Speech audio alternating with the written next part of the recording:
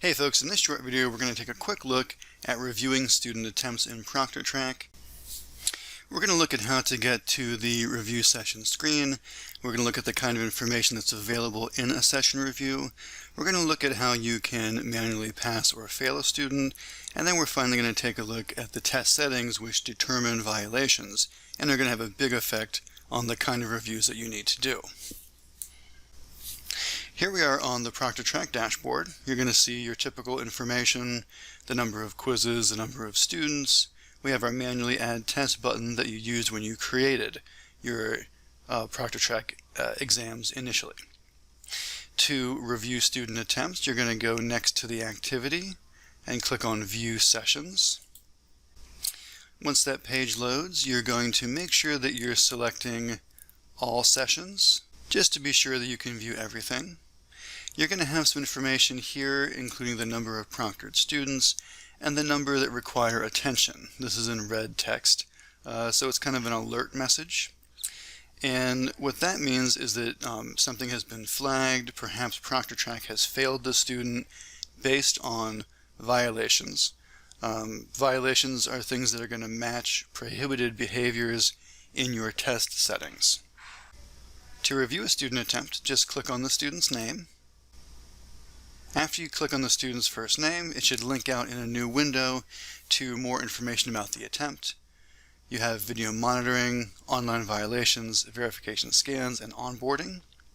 You can use the real-time violations visualizer and the red caret to click through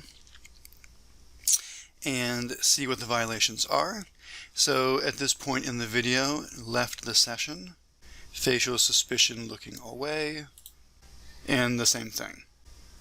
At the top you have a pass and a fail. So in this case Proctortrack has failed the student automatically because of violations that contradict test settings.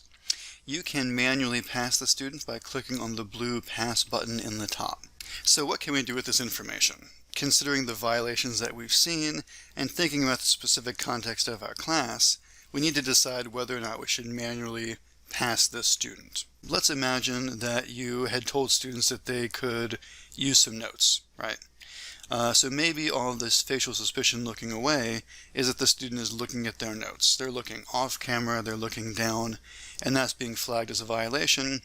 Perhaps that you know that, well, the most likely explanation is that they're looking at something I told them that they could use. In that case, it would be completely legitimate to simply pass the student manually. In some cases, Proctortrack is not going to fail the student, but it's going to put kind of a question mark. It's going to highlight it in yellow. It's saying that this is kind of suspicious, but there are not enough infractions to actually fail the student. In this case, you have the same review options. The attempt has been marked as suspicious, and so now you can select either pass or fail. So this is a good example of how Proctortrack is really meant to be a tool for you to get visibility into student attempts and to make decisions about whether or not the student should pass or fail. And remember, the violations are defined by you in the test settings. So if you come back out to the Proctortrack dashboard, use the three-dot menu and select Go to Configuration. Under Test Settings, this is where you're saying what is and is not allowed.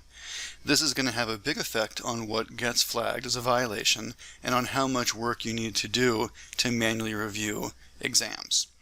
So, for example, if I wanted to allow handwritten notes, but I did not enable it, well, in that case, I'm going to get a lot of violations for people looking away, for holding paper, etc.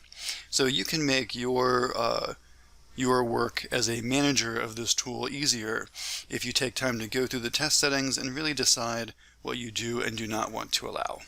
This has been a quick look at reviewing attempts in Proctortrack, trying to figure out what is and is not important, and learning how to manually pass or fail students based on the information that you see. If you have questions about reviewing attempts or anything else, please reach out to us at distancelearning@alamantcc.edu.